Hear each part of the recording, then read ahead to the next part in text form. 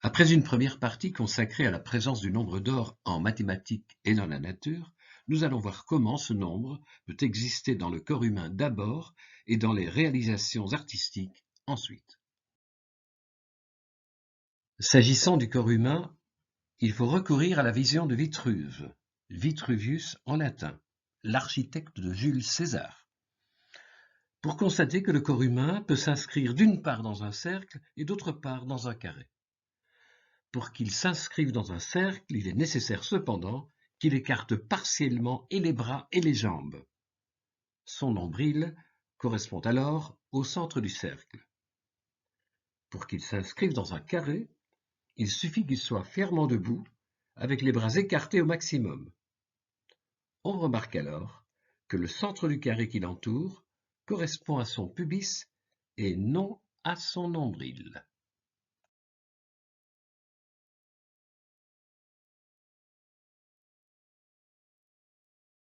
Et c'est justement ce détail qu'a bien observé Léonard de Vinci.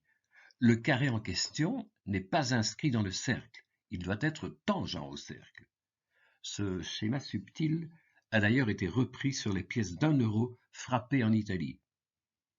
Il est alors aisé de procéder aux mensurations. Si vous divisez la taille de l'homme, ici AB, par la distance nombril-sol, vous obtenez un nombre proche de 1,618, dans la mesure évidemment où vous avez été bien confectionné. Il semblerait d'ailleurs que le corps féminin soit plus harmonieux que celui de l'homme.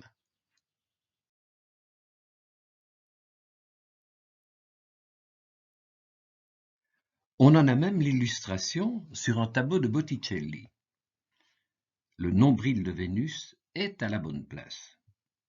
Quant au personnage très connu d'Adriana Excarambeu, il peut, par ses dimensions, susciter une réflexion mathématique.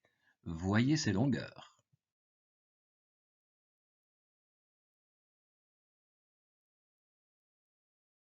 On ne badine pas avec le nombril d'Adriana. Entrons maintenant dans le vif du sujet. La personne qui affiche 1,78 m et qui aurait son nombril à 1,10 m du sol est idéalement proportionnée. Pour revenir à Adriana, on observe malgré tout que son corps s'écarte du nombre d'or et que ses jambes sont trop longues par rapport à son buste. Mais on peut aimer les girafes. Avec un personnage de 1,71 m, taille très moyenne, pour une distance nombril-sol de 1,02 m, on a affaire à un individu trapu, qui, s'il le désire, peut se hisser sur des hauts talons pour être à la hauteur.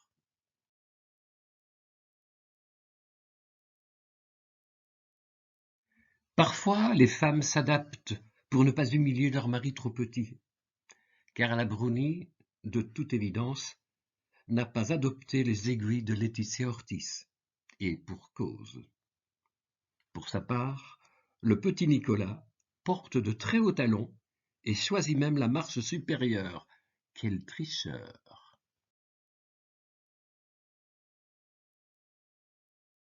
Il est temps maintenant d'aborder le monde de l'art. Le nombre d'or est-il un nombre d'art?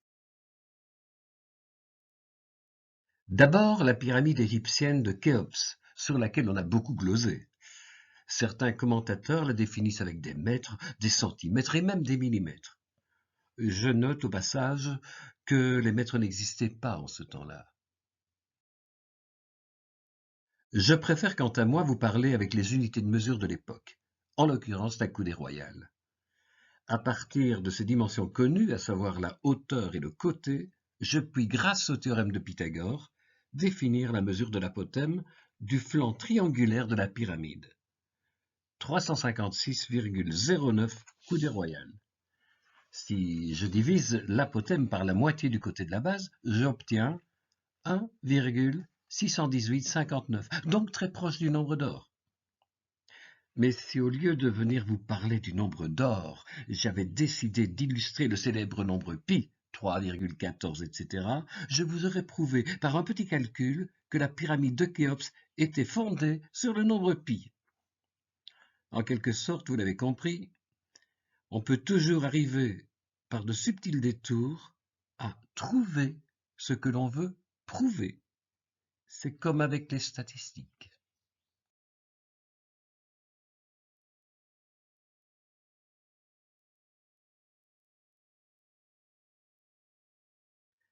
Impressionnés par le Parthénon d'Athènes, certains ont tenté de faire entrer sa façade dans un rectangle d'or. Fumisterie! Le rapport entre la largeur et la hauteur exprimée en pieds cette fois est 1,53. On est loin du compte. On a aussi évoqué le nombre d'or à propos du fameux théâtre d'Épidore, un des plus beaux théâtres de la Grèce antique. Le voici, élégant, grandiose et spectaculaire. Quand on y regarde de plus près, on s'aperçoit que dans la partie inférieure, on comptabilise 34 rangées de gradins, alors que la partie supérieure en compte 21. Et la tentation est grande de mettre en rapport ces deux nombres parce qu'ils se suivent exactement dans la suite de Fibonacci. Si l'impression d'ensemble est en effet très harmonieuse, peut-on affirmer qu'elle dépend de ces nombres, ou que son acoustique exceptionnelle est liée au nombre d'or? D'autant plus que ce théâtre a été réalisé en deux phases bien distinctes. Son acoustique incomparable pourrait dépendre par exemple de l'emplacement du site, une cuvette entourée de collines, du choix du calcaire gris et son pouvoir filtrant, ou de l'agencement des rangées de sièges qui filtreraient les basses fréquences. Allez savoir.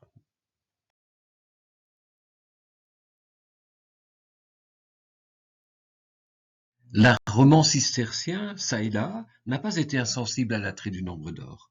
Ici, en Saône-et-Loire, à Fargeley-Mâcon, on vous indique clairement les dimensions de l'église, encore exprimées en pieds. Et manifestement, les architectes du coin n'ont pas œuvré de manière improvisée, que ce soit pour la nef, pour le chœur ou encore pour le transept, entre les deux. À côté des célèbres monuments de l'Antiquité et de certaines églises romanes, je m'arrête ici sur un joyau de l'architecture civile du XIIIe siècle. Le voici. Il s'agit du château que l'empereur Frédéric II se fit construire dans les Pouilles, un château dont l'architecture se voulait à la fois grandiose et harmonieuse.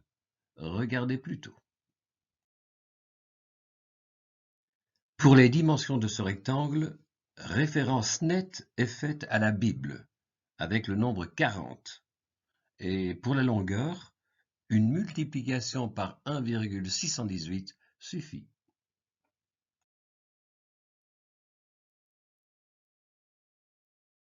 Continuons. Je superpose aux deux triangles initiaux deux rectangles de même dimension, mais qui se proposent avec une rotation de 45 degrés. On détermine ainsi un périmètre hyperpolygonal. À partir de ce périmètre, on va disposer les différentes tours octogonales du château, au nombre de 8. Tandis que se dessine à l'intérieur la cour centrale de l'édifice, octogonale elle aussi. Et cerise sur le gâteau, les différentes pièces du château, en forme de trapèze, offrent des dimensions qui font écho au nombre d'or.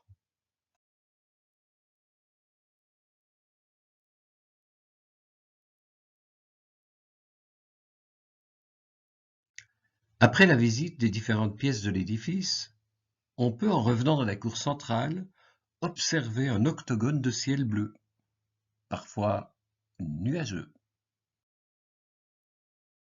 Revoilà l'ensemble, un domaine dominant les alentours. Ici, un petit dessin vaut mieux qu'un long discours.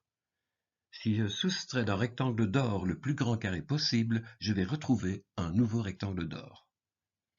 À l'instar des poupées russes, un rectangle d'or peut en générer d'autres, ce qui d'une certaine manière nous tient au moins à l'écart des figures bizarroïdes ou disgracieuses. Le nombre d'or offre donc à l'architecte des tracés régulateurs.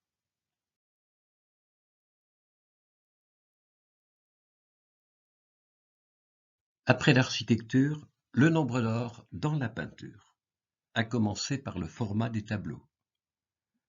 Pour la naissance de Vénus, Botticelli a choisi un format pratiquement équivalent au rectangle d'or. Le ratio ici est de 1,616. Quelques peintres, et non des moindres, ont en effet utilisé un cadre aux dimensions du rectangle d'or. Il serait vain pourtant d'en faire une généralité. L'objectivité statistique est là pour nous le préciser. La plupart des cadres des grands peintres ne correspondent pas au nombre d'or. Ne tombons pas dans le panneau, c'est le cas de le dire.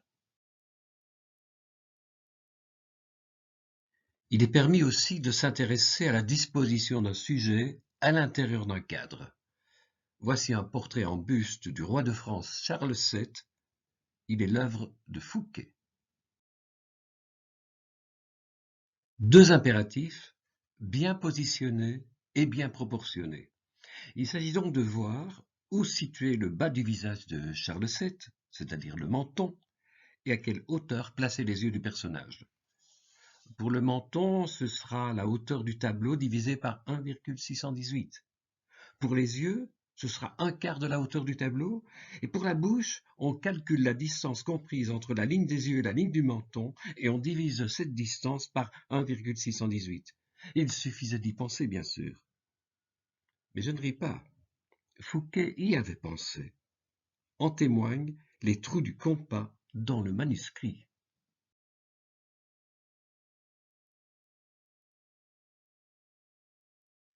Inconsciemment, le nombre d'or s'est infiltré aussi dans l'univers de la bande dessinée, à travers ce qu'on pourrait appeler des points d'or, fondés sur les proportions d'Euclide.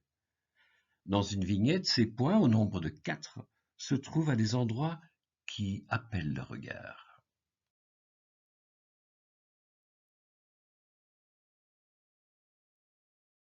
Concrètement, c'est à un point d'or qu'Hergé place la fausse montre qui doit photographier Tintin à son insu. Dans la vignette de droite, les éclats de la bouteille se dispersent à partir d'un point d'or, ce qui souligne le caractère brutal et imprévu de cette explosion. De l'aveu de Hergé, ses choix étaient spontanés et involontaires. Hergé avait donc non pas le compas, mais les proportions dans l'œil. La même logique intervient aussi dans l'art photographique. Pour dynamiser une photo, on conseille souvent aux débutants de suivre la règle des 2/3, c'est-à-dire de placer le sujet essentiel aux 2/3 de la hauteur et ou aux 2/3 de la largeur. Si on se sert de la règle euclidienne, on obtient 4 points d'or relativement proches des canons classiques de l'art de la photo. En voici une illustration très précise.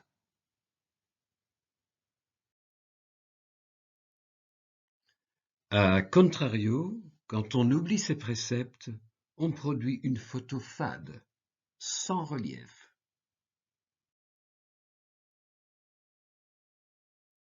Ces techniques de positionnement, même quand on les emploie de manière intuitive, apportent en général au cliché un assez bel équilibre. Idem à la télé. Vous comprenez évidemment que si le nez de Caroline Fontenoy se trouve en un point d'or, ce n'est pas par hasard. Le caméraman connaît bien son métier. Et le même jour, au cours du JT, le caméraman n'a pas failli lorsqu'il vise le nez de la personne interviewée. Regardez. Avec un peu de recul, on peut se demander si connaître le nombre d'or est utile. Il l'est en botanique, puisqu'il permet de mieux comprendre le processus de croissance. Il peut l'être pour certains architectes, pour éviter certains errements, des volumes biscornus par exemple. Mais revenons à la question fondamentale, le nombre d'or est-il agréable à l'œil? On peut même poser la question plus fondamentalement. Le nombre d'or est-il la condition sine qua non de la beauté? Mais la beauté, c'est quoi au juste? Ce serait peut-être, comme le pensaient les Grecs, la perception d'une harmonie reposant sur des proportions flatteuses. Pour les Grecs du 5e siècle avant Jésus-Christ, la taille d'un être humain bien fait devait s'élever à 7 fois la hauteur de sa tête. Pour les Grecs du 4e siècle avant Jésus-Christ, c'était 8 fois la tête. Pour les mannequins d'aujourd'hui, ce serait 8 fois et demi la tête. On peut discuter dans une fourchette entre 6 et 9 fois la tête, par exemple. En revanche, lorsqu'on se trouve devant cet homme sculpté au XIIe siècle, qui a l'air heureux, ce n'est pas le sentiment esthétique qui prévaut. Les proportions, c'est important.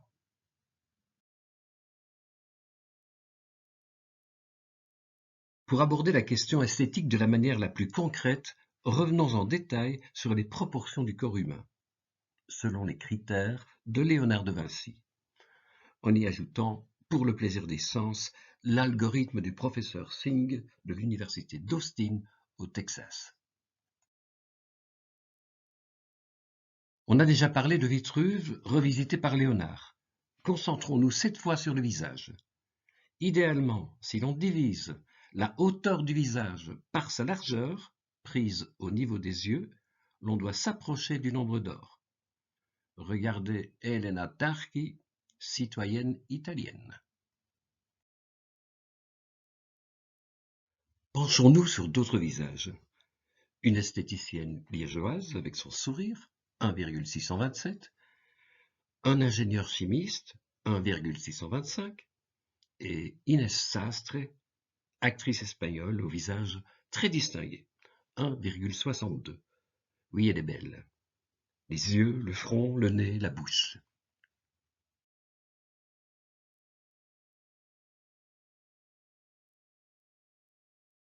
Vérifions de plus près selon les proportions léonardesques.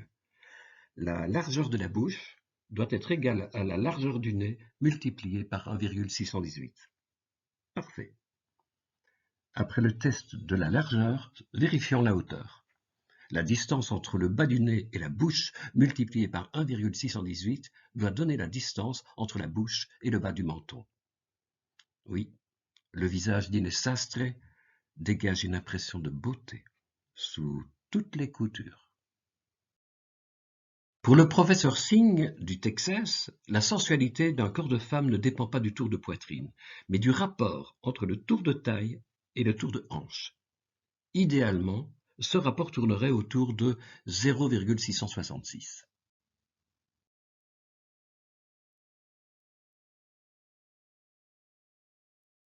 Selon ces critères, la Vénus au miroir de Rubens pourrait dégager une certaine sensualité. À chacun ses volumes, évidemment. Si l'on met en balance la Vénus de Milo et Laetitia Casta, la position de leur nombril souligne l'équilibre de leur silhouette. Mais pour la sensualité, Laetitia Casta l'emporte haut la main, si j'ose dire. Dans des postures différentes et des accoutrements divers, l'on peut apprécier des visu ce que signifie la beauté. Et pour éviter les approximations et les appréciations subjectives, voici les chiffres, valables, dit le professeur Singh, entre 16 et 55 ans.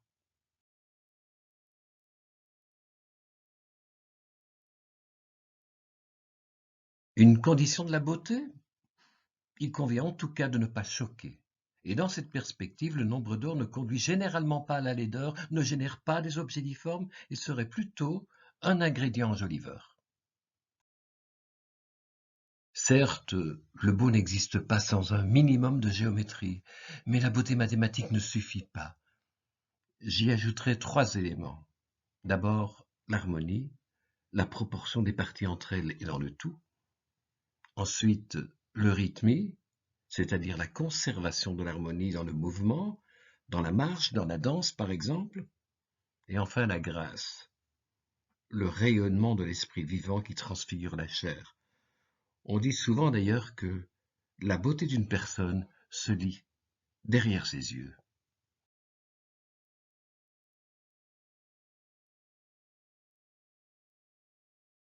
Évidemment, la beauté peut surgir par d'autres voies que des rapports géométriques.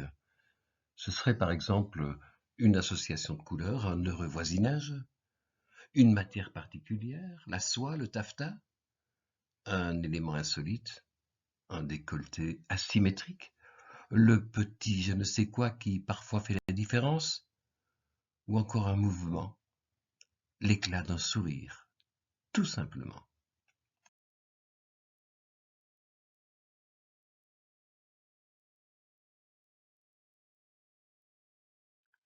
Et je termine par cette photo prise à Barcelone il y a quelques années, où l'on voit apparaître la langouste géante du sculpteur Javier Mariscal. Je la trouve belle parce qu'elle complète à merveille ce que le nombre d'or ne disait pas. Dans cette photo, mon regard se porte sur la composition, sur les matières, ici la fibre de verre, sur la diversité des couleurs, sur le mouvement de la langouste et sur son aspect insolite.